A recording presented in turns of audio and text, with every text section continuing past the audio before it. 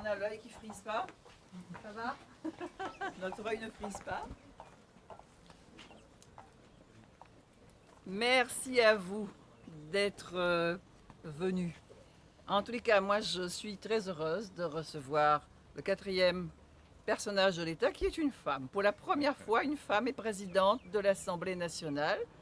Ce sont des combats qui ont été menés par toutes les Françaises et menés aussi ici à La Réunion pour que les femmes prennent des responsabilités. Et là, c'est vraiment une haute responsabilité. Vous imaginez 577 députés. Mais c'est ce dont l'entretien que j'ai eu avec Madame la Présidente de l'Assemblée nationale, c'est pour lui demander qu'elle nous soutienne, notamment sur le problème grave de l'octroi de mer, qui veut que le ministre des Outre-mer et celui des comptes publics, ils veulent remettre cela en question, alors que tout le monde sait pertinemment que remettre l'octroi de mer en question, c'est remettre en cause la décentralisation. Depuis 3 décennies, ça existe, depuis 40 ans, ça existe, et que l'octroi de mer, c'est aussi protéger la production locale. Si on s'attaque à l'octroi de mer, on s'attaque aux 15 000 personnes qui vivent de l'agriculture. Et ce que les Réunionnais savent aussi, c'est qu'il n'y a pas d'octroi de mer sur les produits de première nécessité. Et c'est pour cela que je demande le soutien de la présidente de l'Assemblée nationale pour que on ne fasse pas, on n'agisse pas avec une aussi grande brutalité. Je viens de recevoir aujourd'hui même un courrier du ministre de l'Outre-mer qui veut remettre vraiment en question cet octroi de mer qui fait vivre aussi les communes. Comment les collectivités vont fonctionner? Comment c'est? Prenez la commune de Trois-Bassins. 45% de son fonctionnement, c'est l'octroi de mer. 7 communes de la Réunion, comment nous allons faire? Pourquoi l'octroi de mer, c'est moins important que la TVA? 135 millions. Pourquoi on veut enlever à la région son autonomie fiscale? Et donc, c'est la grande question, et c'est pour cela que je me suis entretenue, notamment avec Madame la Présidente de l'Assemblée nationale, sur la nécessité de son soutien. Et également, je pense que les 7 députés de la Réunion seront aussi vent debout si ces choses-là se font. Ça n'est pas la peine de nous dire de venir à travailler dans au SIOM et que j'intervienne et qu'avec l'accord de tous ceux qui étaient là autour de la table, la première réunion, et qu'aujourd'hui on veuille faire exactement le contraire de ce que l'on veut faire. Le comité interministériel de l'Outre-mer, à quoi ça sert si on n'est pas écouté? Voilà. Merci.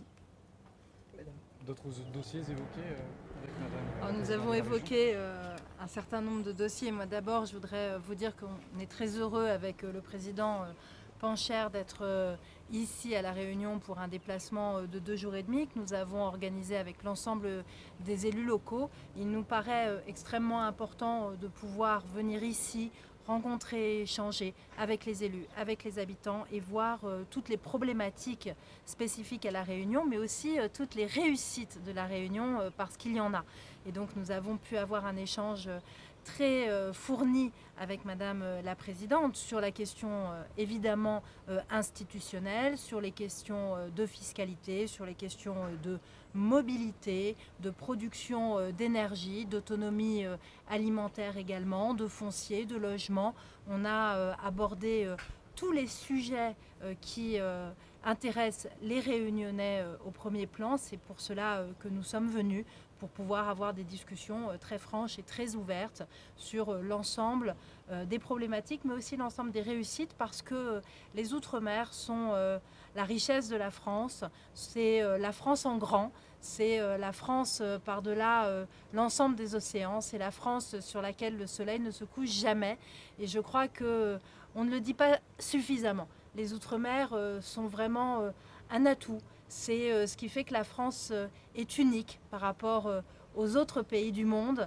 Et je crois que nous nous enrichissons les uns des autres et c'est la raison pour laquelle je suis très heureuse en tant que présidente de l'Assemblée nationale de pouvoir les visiter, de pouvoir venir sur place, pouvoir échanger, pouvoir prendre conscience de toutes ces réalités qui font que la France aujourd'hui est telle qu'elle est. On a parlé de la question de la vie chère et c'est pour ça aussi que la question de l'octroi de mer est intimement liée, que la question de la souveraineté alimentaire fait partie également de ce sujet parce que plus la Réunion sera souveraine dans son alimentation, plus la Réunion sera souveraine dans sa production d'énergie, plus la Réunion pourra travailler sur ses mobilités, plus elle travaillera, réussira à vaincre ce sujet de la vie chère. Donc ce sont des sujets globaux. Ce qu'il faut donner à chaque territoire, et c'est ce que chaque territoire doit réussir à créer, c'est la capacité à être le plus souverain possible pour que ces populations puissent, en fonction des spécificités de chaque territoire, avoir la vie qui est la plus prospère possible. J'ai beaucoup de compétences, mais je n'ai pas celle-là de remanier le gouvernement. Donc nous sommes extrêmement attentifs à cela en tant que parlementaire et moi en tant que présidente de l'Assemblée nationale. Mais nous verrons bien quelles seront les décisions prises par le chef de l'État. C'est ses prérogatives pleines et entières. Premier séjour officiel, mais j'y suis venue à plusieurs reprises parce que j'ai des amis qui vivent ici depuis plusieurs dizaines d'années. Et pour tout vous dire, la nounou de mes enfants, quand ils étaient tout petits, était réunionnaise. Et donc les premières choses en diversification alimentaire que mes enfants ont mangé, c'était des samoussas. Donc voilà, la Réunion est chère aussi à notre cœur par cela. Je pense que c'est ces liens que nous devons continuer à tisser. Et je sais qu'ils existent, ils sont profonds. Ils sont profonds avec Madame la Présidente qui était membre de la commission que je présidais à l'Assemblée nationale lorsqu'elle était députée.